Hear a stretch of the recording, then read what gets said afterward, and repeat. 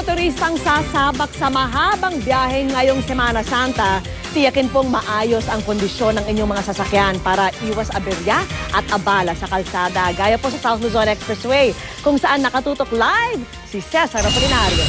Cesar! Alam mo, Vicky, mula umaga hanggang tanghali ngayong Martes Santo ay maayos ang daloy ng trapiko dito sa kahabaan ng South Luzon Expressway. Nagkakabuhol-buhol lang ang daloy ng trapiko tuwing magkakaroon ng aksidente. Pagpasok sa kaba ng SLEX mula C5 ngayong hapon, napapangiti pa ang mga motorista dahil sa luwag ng daloy ng trapiko.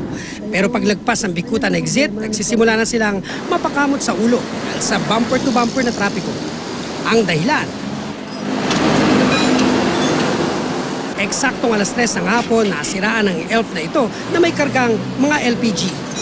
Mabuti na lang daw at napansin ang mobile patrol ng SLEX dahil delikado, kaya sinita ang driver at agad duminto. Bakit bumigay?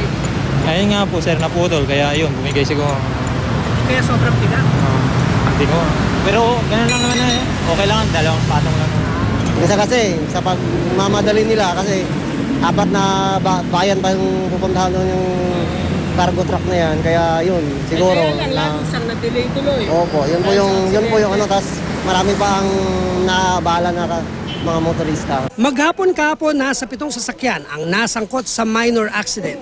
Ayon sa pamunuan ng MATES o Manila Tollway Expressway System, inaasahan nilang dadagsa ang mga sasakyan simula madaling araw ng Miyerkules hanggang hating gabi ng Huwebes Santo. Wednesday afternoon, medyo may konting build-up na yan. Thursday morning hanggang mid-afternoon, medyo may build-up din yan. So kung makakalis tayo na mas maaga ng Wednesday o mas maaga ng Thursday or a little later than Wednesday, makakatulong ng konti. Kaya naka-alerto 24 oras ang mga mobile patrol ng SLEX, mga tauhan ng MATES o Manila Tollway Expressway System, pati na ang mga ambulansya at enforcers. Nag-deploy na rin ang 10 ambulant tellers kada tollgate. Maaari rin daw magbayad sa mga madadaanang gasolinahan sa SLEX para resibo na lang ang ibibigay sa exit. Pinaalalahanan naman ng MATES ang mga motorista na sundin ang maximum speed na 100 km per hour. Kung mabagal naman ang takbo, huwag manatili sa passing through lane.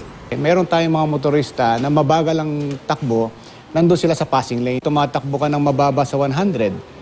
So bubusinahan ka o kaya yung nagmamadali magsiship ng lane. Yun ang delikado.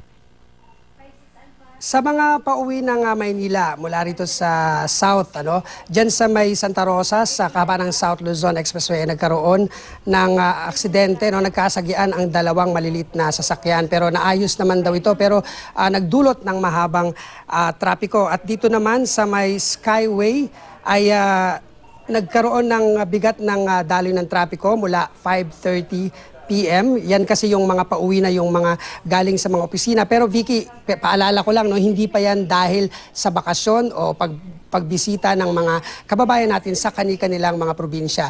Dahil lang yan sa rush hour at yung mga galing sa opisina umuwi sa kanilang mga bahay. Simula bukas ay magkakaroon na ng, kumbaga yung volume ng sasakyan ay dadami na mula madaling araw hanggang umaga yan at hanggang hapon na yan. Kaya yung mga uuwi sa kanilang mga probinsya, i-check mabuti ang inyong mga sasakyan. Vicky?